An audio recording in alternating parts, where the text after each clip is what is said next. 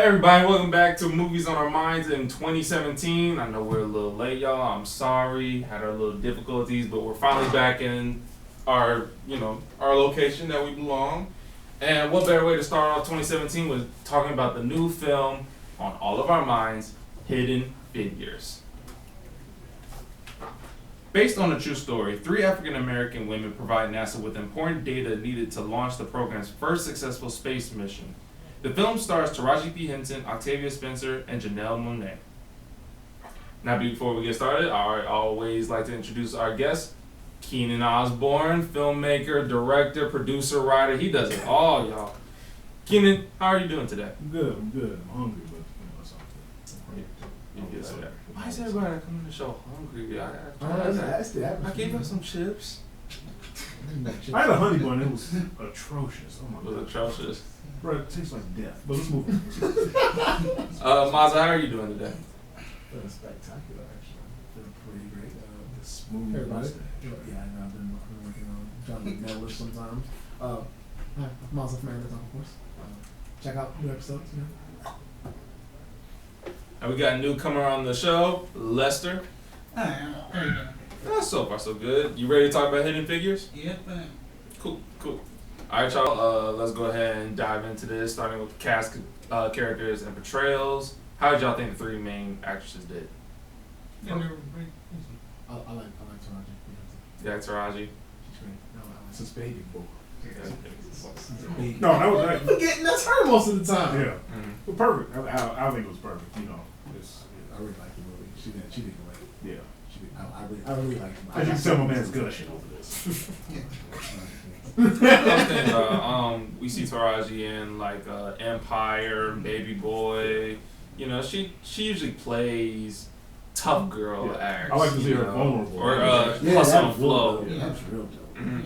So to see her in this, that was very shy and intelligent. It was like everybody was against her, and then like the moment she pushed back, I was just like, We have to talk about stuff like that towards the middle because Oh yeah, definitely. I kind of feel jerkish. You feel like I didn't have that kind of moment, that self-righteous moment that everybody gets in those parts of the movie. Like I was like, oh, good for her. that's how I felt. Like, there you go. But that's a good thing though, because Yeah. you're going for the protagonist. You know, you're hoping that she. But yeah, I think these people started to feel like really sentimental about this stuff. Like when I went to see the movie, they clapped literally every 5 seconds to the movie. I know that. It was like, yes, girl. Yeah. That's how you do it. I didn't. Like, I was like, go to work every day, man. Let that nigga Stay right here. Yeah, but I for the cast as a whole, with the 3 leads, Kevin Costner. What is Pop's name? The Mr. Johnson. What is his name? His government name. Taraji's love interest. Oh, Are you talking about in the movie or in? his actual name. Yeah, his actual name. Mahashali. We're gonna butcher his name. He'll never watch this show. That's gonna or something like that. Him. His emergence now. I'm gonna say Mr. Ali. Yeah. I like the fact that there's a lot of stuff now. It's He did great. phenomenal in Luke Cage. I saw him in God, the movie you kept making me go see. Moonlight. I saw him in Moonlight. Yeah. He was good for that was time. pretty great. I'm actually really liking his. I didn't know he was in character. Hunger Games. That's right. Yes, he was. Yeah, so I'm starting to become a fan of him as an actor because he is very rangy. I like that. Oh, what about Octavia Spencer though? Before we get to the other characters, let's get on these 3 main. I promise you, I characters. think she's in everything. Yeah, I love her. I'm starting to see she's in a lot of these period pieces now because she was in The Help. Yeah, she was in the Help. So I'm starting. Is this typecast type thing? I don't know. You seen that preview for Gifted with Chris Evans? Yes. That was it's about Chris Evans' daughter is really intelligent and she's in that movie as like I want to say the grandmother or something. Oh, like that. I didn't notice that was her. Yeah, that was her too. She's in another movie coming up about a dude who lost her. I think it's called The Shaft. I think I heard it. Yeah, it was a preview. Well, I mean, she plays that big sister mom role very, very well. Like to where she is typecast. Yeah, but I mean, it fits her because I mean that character was believable. If I go, all my girls have to come with me because we all have to get ahead together. I like that part when she basically taught herself how to use the IBM machine, and then taught her girls under her how to use it, so where they can't be expendable once the machine went on. There's no such thing as this girl being obsolete. You need them. Do amazing first timer out. And what about Janelle Monáe? Everybody just has a huge crush on Janelle for some reason now. She was that spunky character. That was pretty cool to see those particular personalities, how they mash up. That was really dope to have the super wise one, super hard working one, just keep the nose in the books, and she was that really outgoing person that could speak to. That I think that was real necessary to have a character type like that. That really molded it down. Yeah. Do you think she's going to get typecasted? Because the last thing I saw that was right before that was Moonlight, and she did good in Moonlight, right? She's showing that range. I like the fact she's doing a lot more acting. Yeah, she went from the Karen, mother type to the Spitfire. I take what I want no matter what type. Now it's time to see what else she can do. Right. I'm also a fan of hers now after those two movies. That's the only reason I want to go see Moonlight because she was in it. Just saying. Okay. What about Kevin Costner as the man in charge? Kevin Costner's Kevin Costner. Yeah, Kevin Costner. Yeah, you can't say anything. It's Kevin Costner. It was Kevin Costner. You didn't see like a character like that one white guy that cared about the colored people. Kevin Costner's the guy. And you know what's funny about that? Like in that particular scene where he would I can't even say spoiler because you can watch it anyway. But the particular scene where he broke down the colored sign, that to me is like Kevin Costner would do that in real life. Yeah. Like he's just like, listen, I ain't got time for this. We got work to do. Yeah. I need this to come down right. You know what? I got it. Take this down. No more BS. We got work to do. I'm not gonna lose this. Let's go. That's it. Like that seems like him to me in real life. Mm-hmm. That's why I was really watching that scene. Like I like that. Everybody's just like, there you go. I like that. I'm just like, that's him for real. This. They ad-libbed this whole scene. I promise you. This is him. What about Jim Parsons as his son? Wait, who's Sheldon? Yeah, Sheldon. That's the guy. I was like, who's? Oh, was that his son in the movie? No, that was like his right hand. Yeah, he was like got right under him over the workers. I couldn't see him as a jerk. In a serious role. Like I mean, for his character as Sheldon, I guess that's what he is because he's the know-it-all on the show. But to see it portrayed in a serious role. I wanted to fight my man. It was really weird because it's not even. I won't say it was a super racist. It was misogynist and all kinds of everything in that scenario. Yeah. For him to just be like, you can't do this. You have to do such and such. And I was just like, shut up. Without giving her everything that she needs. Like in my mind, I was like, shut up. In the movie, I literally like, bro, you have to see his hands after this movie. I wanted to fight him. It was cool to when he came in the beginning part where he was just like, boom, do this. Yeah. And he walked up. At that point, he's a know-it-all. He don't want nobody to tell him he's wrong. Yeah. But as it's going on, and he started having that jerkish type of attitude, and I was like, you're not even aggressive, man. Yeah. I'm not honestly a more realistic Sheldon Cooper. Right? Like that was a realistic, no joking aside, Sheldon. Yeah. Would you agree for Kirsten Dunst? Oh, I hate it. Oh my goodness. I was like, damn, she aged from I didn't know who Spider-Man she was. trilogy. Like, cause everybody what was funny when you said that, I was like, she wasn't it. Yes, she was. Yeah. that's where has she been for like 15 years? I guess chilling in Atlanta until they called her for Hidden Figures. Oh my gosh. Because I was this old lady. And it was Kirsten Dunst. I was like, hey man, we gotta go. I can't look at this, man. That's Kirsten. What are you doing? She's done some other stuff. Don't ask me because I can't think of it. That's I wouldn't want to ask you no way. Oh, okay. Yeah, but her character, I didn't like her character. Like right. as of her portrayal of it, and the way she delivered it. That's why I hated that character. She portrayed it well. That her character was really.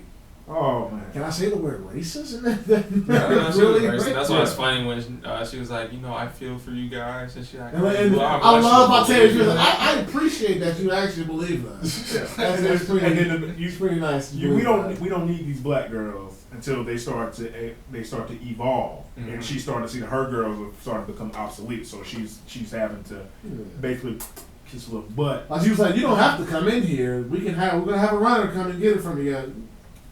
I'm your so-called supervisor. They come down here. What are you talking about? That was. And what about Mr. Ali? Cause I can't believe I know his first name. I mean, we can't really speak on that character because it wasn't that big. It was pretty. It wasn't big, but he was still supposed to do. Yeah, he's like that. Maybe it's just me, but when me and my friend went to go see the movie, the first time we were introduced to him in the church, and he turned around and looked at Taraji P. Henson, he had this mad face. He was like, and we were welcoming him. He looked at her like, you know why? He was still in Cottonmouth mode. He was still feeling Luke Cage. Because it was like, he was thinking, he was like, man, not even, boy, sick of this man, Luke. You don't think like, why in the world am I going to talk to her? How are they going to connect at the end? Like, they look like you're going to beat her for helping NASA. He really served his purpose. He was that strong military man to I won't say break her out of her shell, but you know he basically was the love interest. He did his job, coming there, got comfortable, open up wife, and that's how it happened. You know, simple, nice. He did pretty well. He did pretty fantastic. I mean, I could have did that role, but you know. Go to call you. Yeah. Listen, I can do this one. Did you kiss Taraji on multiple occasions? Just saying. I did love Taraji in this. Like, she was something else. Yeah, exactly. You had to root for her. You had to root for that character, and you know what? Like we said, that moment when she got sick and tired of being pushed around. Yeah, man, that was my scene. Yeah, that's the only time I was like, oh yay! Where you been at for 40 minutes? Bro, ain't no bathroom over here. What are you saying? Half a mile. Where's the color bathroom? There ain't one. I gotta go 2 2 miles. buildings down, so 5 miles away. I was like, bro, don't ever question me. I'm the best marketing. Don't you ever question me about believing in myself? That's I was just the only like, time I had a real reaction out there. Just because when you watching a movie like that and the audience overhypes it, every 5 minutes there's a reaction. Are you talking about plot now? Because you know we're about to jump in. Oh, then let's segue. All right, cool, y'all. So roll over there. Let's go ahead and jump into plot and structure and story. Go ahead and continue off from where you were, Keenan. Who was that? You were talking about how throughout the story. Every 5 I mean, we know this movie is a period piece. It's showing not only the female struggle but the black struggle in the 60s. Was it the 60s? Yeah, it was the 60s. Yeah, it was about 60s. All right, cool. You know, at this time, I understand, but I don't think throughout the movie, every time something big happens, you need to hoot and holler throughout the movie. When she snapped, that was okay. When Janelle Monáe got to go to night classes, that was okay.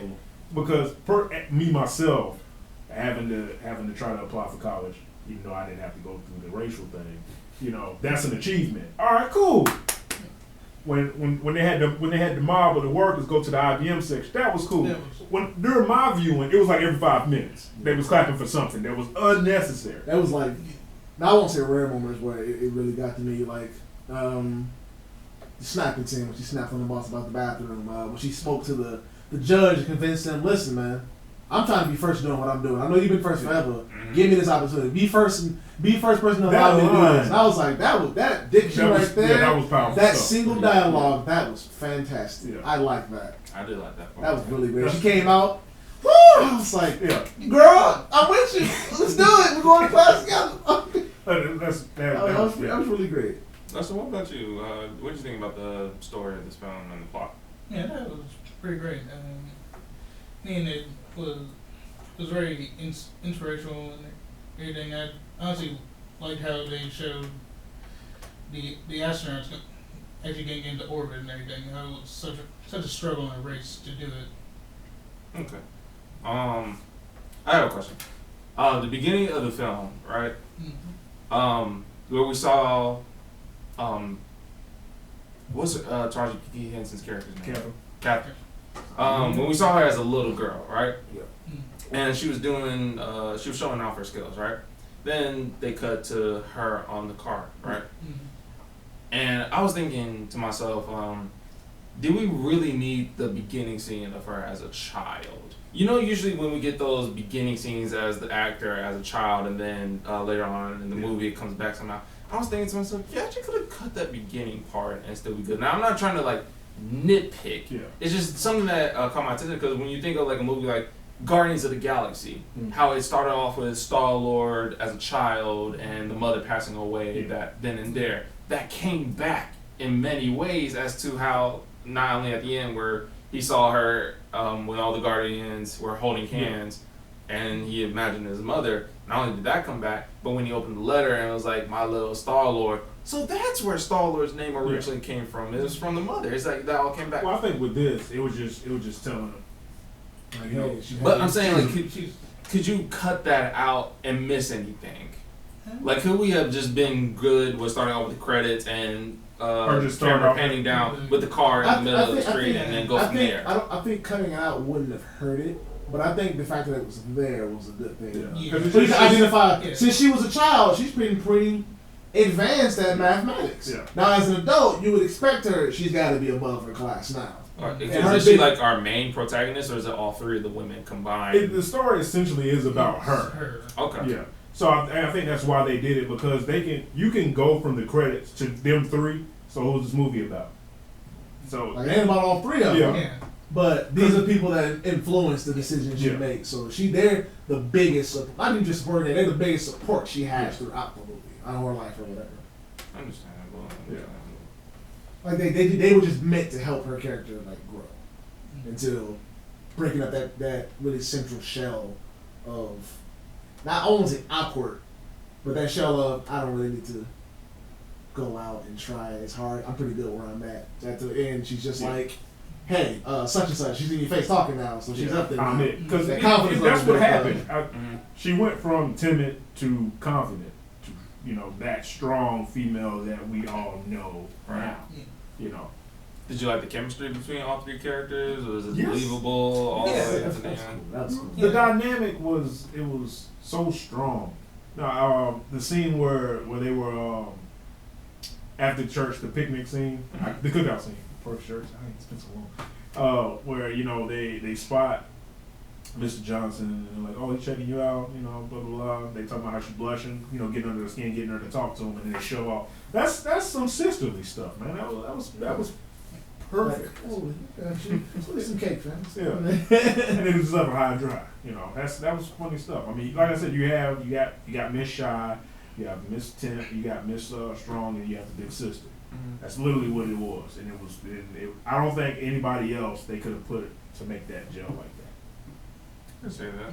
What about towards the end where the astronaut was saying, I want her to make sure these calculations. Not only about that, something that threw me off. I was like, I understand why you did it, but that's because of the filmmaker side. Story wise, no, she should have went in. I'm talking about the part where they ran to get Catherine, and they ran all the way back, and they stopped at the door, and everybody walked in. And she just waited for that time for them to close the door. Because she's not allowed to go in there. But after all that she's been through, it's like you might as well just walk in. You forgot what time it was. You're black and you're a woman. You just walk in the room with white men, white misogynist military men. What was Kevin Costner standing up in that room? What's Kevin Costner's character name? White man. Okay, white boss. man. Okay, Boss. Boss. At that point. When you get to that room, I'm here to see Boss. All right, he's right there. Boss. Wait, hold on. Boss. Okay, hold on. But the way that is that's your boss. These are corporate. Yeah. They can fire him too. Right. You gotta remember. You gotta wait. It would have been necessary if the story was based on 2016, 2017. For it to be 1960 something, that wouldn't have. But even though that's her boss, that's still the brotherhood in there. So I'm here to see Boss. No, she's not here to see me. She couldn't even made it to get this. That was the rain when he was like, when you come in, don't say nothing. Don't say anything. Don't say anything. That's why she's with me. And that's what I like when he was like, give her a chair. She still sat quietly until she gave her the talk. Go do your thing. I'm glad y'all mentioned that scene too, where she said, where he told her not to say anything, but she still spoke up. So something that me and my friend were debating about. I love that. I just remember what you're talking about. You know what I'm talking about? What's the trajectory of such and such? She's looking for her and she's just like, law took off. 17 such and such. Because I was like, boy, she already knew. Yeah, because you got to think about it. Other than her going off about the coffee in the restroom, that was the turning point of the entire movie. Was that scene? But not just that scene. Yeah. The close-up where Kevin Costner handed Catherine chalk, right? That close-up, right? obviously that's symbolism for letting her have the power or giving her the help that not only she needs but deserves, right? That's what that show or symbolized to me. My friend also pointed out that it's foreshadowing. No, I'm so sorry. Run it back. He says symbolism. I agree too, but I also told him that it's foreshadowing. Right? And the reason I told him it's foreshadowing because at the end of the movie, everything that happened since that scene was helped towards Taraji P. Henson and Janelle Monáe and Octavia Spencer. Right? So everything that happened after that, just like after that, Janelle Monáe, she was able to go to school. Octavia Spencer, she was able to get the girls to come and help her build the machines. It just was going up from there. Yeah. So I said, not only was that symbolism, that's foreshadowing. He said, that's not foreshadowing at all. Like, you knew that was going to come. But that one part is what... That's what I said. I think that was the turn of the tide in the movie. It's because now they're being recognized for being now smart women. Mm-hmm. But, oh my God, it's this woman of color doing this. You know what I'm saying? That was basically your like I said, your turning point. Okay, now let's see. Now I'm rambling. When she you saw how confident she was. Then that's when you see the women as a whole start to begin to grow more confident in what they were doing. So I need to become Octavia Spencer becoming the manager or supervisor of her position. Yeah. All right, now she's taking over the game in the IBM building, bringing all her girls in there. That confidence too. All right, I'm not taking any more of this stuff. I'm not running this stuff myself. Now I'm going to show them how to run their own equipment. You know what I'm saying? That IBM scene was really great. Yeah. Like when she first, this is wrong. Click. Machine cuts on. To we don't have any. Well, you shouldn't be doing this. We got data. Huh? What do you mean? What's your name again? Yeah. I remember that. And I was like, yay moment number 3. Thank you. There you go. That's another moment you could have been like, that's real. I appreciate how when she brought the girls over there, the guy was just like, how you doing, ladies? And let them in. And I was like, there you no competition. You know you would not have done anything without this woman fixing that machine. But he immediately, because without them, what would have happened to that machine? You don't even have a staff in to run it, and they know it. She basically taught them the machine. They run the machine better than you guys now because you know what you were doing. She knew how to do it. That library scene, which gives that scene a little more significance other than it being all the black folks getting run out the library. All right. Because that was the book to teach her how to use that actual machine. So that gave that scene more significance. That's pretty great. Yay! I don't know about y'all, but I'm excited to see all these new movies that are coming to Atlanta and filming because I don't know if you ever seen, but they keep going to the same location. I know this is a little off subject of hip figures, but it's just like as I was watching it, the scene to where they were at the NASA headquarters. Yeah. They filmed it at the same place they did Jacob's Ladder, Neighbors 2, Stranger Things. Like everybody going there. I'm pretty sure we're going to see Infinity War there. What's the school that they shot Fist Fight at? They shot Fist Fight at they shot an indicator off of. I mean, I'm trying to walk in the school, but do you know the school I'm talking about? Yeah. You sure? Because they had the APD post out there and everything. Because I remember seeing the trailer. I'm like, I actually tried to go in that school because it's abandoned now. Like I walked into the portables where they had the extras holding and all that stuff. Mm-hmm. Am I supposed to be saying this on camera? Go ahead, that's over now. Keep going. Now, yeah. I was like, dang. So when the trailer came out, I was like, I tried to go in there. I know that school. Yeah, because it's like down the street from McNair High School. Yeah. Yeah, I just need to know the name of it. I actually don't know. Anybody know? Leave it in the comment section. Yeah, sure. They probably would be like, wait, it was filmed where? This fight was in Atlanta? Yeah. So I snitched. You snitched. What about movies? I don't snitch about nothing. But I want to thank y'all for coming and talking to me about Hidden Figures. This was definitely a good movie, right? Yes. As a matter of fact, give me your rating right quick. What would you say? Starting off with Keenan out of 10? Give it an 8. Cool. Nice little 8 out of 10. I don't give no movies a 10, except for Guardians. Guardians of the Galaxy. You ready for volume 2? I know you ready for volume 2. We making this a huge group. We don't watch that. Hey, All right. they're serious. What about you, Maza? What would you give it? Like him, I never give movies a 10. Nothing gets a 10 out of me. This was very close. I really connected with the characters a lot. Okay. 8.5. 8.5. I get that. I can do 8.5. I don't want to give it a 9. I don't want to. I can't do that. It's hard. It's almost, but I mean, 8 is still, Well, 8 is still 8%. good, or 8.5. You can still, Yeah, that was only like tidbit, stuff that don't really matter that I had gripe with. That If you don't haven't- really matter. Mostly because I wasn't in it. But it's little gripe stuff. It's little gripe stuff. I give it 8.5. That was fantastic. if you have the right teacher, they'll probably round it up to 9 anyway. Yeah. So, This new age, everybody passes. All right, what about you, Lester? What would you give the movie? 8.3. This man is crazy. I'm sorry. I'm Look sorry. at both of us I'm have. gonna do 8.1. 8.1. All right, well, I guess if you want to be like that, I'll give it a 7.9. Round it up. Right there, you good. Since we all want to put some decimals in We're there. all rounding it up. Yeah. But yeah, some point. Really an 8 out of 10. Movie was good. Characters were likable. I liked the actors, the portrayals. Liked the story a lot. It didn't keep me on the edge of my seat, but it kept me invested. And it didn't feel like 2.5. Well, it wasn't 2.5, but 2 hours. That was it felt a cool. big thing for me. I usually don't like time period movies Yeah, like that, but that movie was. It did leave you more inspired than angry.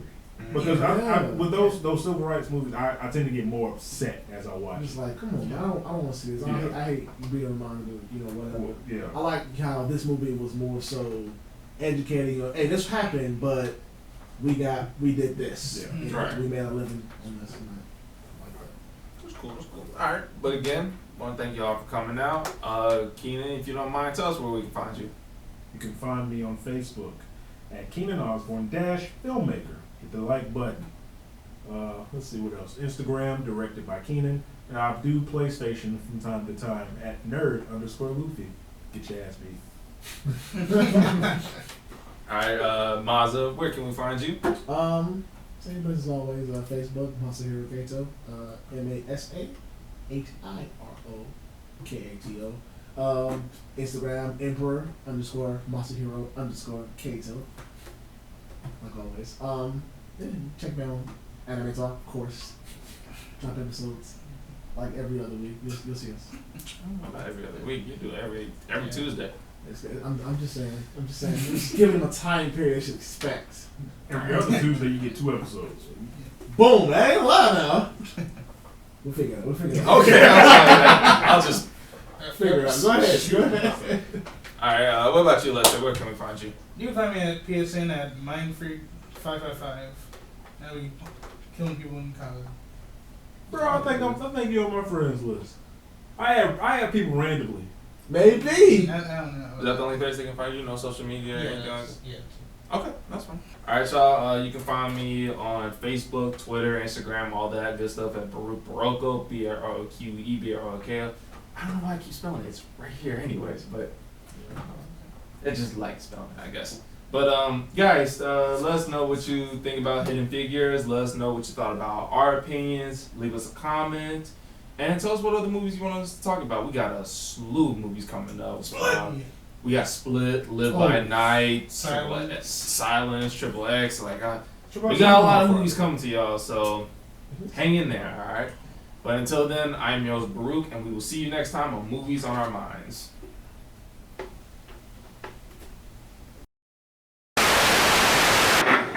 Hey everyone, my name is Baroque Bochenek. I am the host of Movies on Our Minds, as you know. Listen, before you click on another video, there is this blooper that we have to show y'all that is just so funny to us. It's at the beginning of the episode where we have our newcomer, Lester. If you haven't noticed, he is pretty shy throughout the video. But when we asked him to introduce himself at the beginning with stating his name and everything, he just did something that was so unexpected, and we had to hold it in, and we just wanted to share it with y'all. So, enjoy. That's what's up. We got a newcomer on the show, Lester. Alright. Hi everyone. Lester Ariel doing? Sorry. Go ahead and tell that camera right there. Okay. Take a breath. 5, 4, 3, 2. Hi, I'm Lester Harris. I'm new to the show. Wait. Okay. Deep breath. Yes, it's cool. You Alright. just here to talk about Hidden Figures, nothing else. You good? Yeah. Alright, you good? One more time. 5, 4, 3, 2. Hi, my name's Lester Harris, and I'm here to speak about Hidden Figures.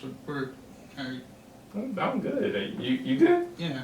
Alright, cool. Alright, let's jump into this, starting with the casting characters and how they portray them.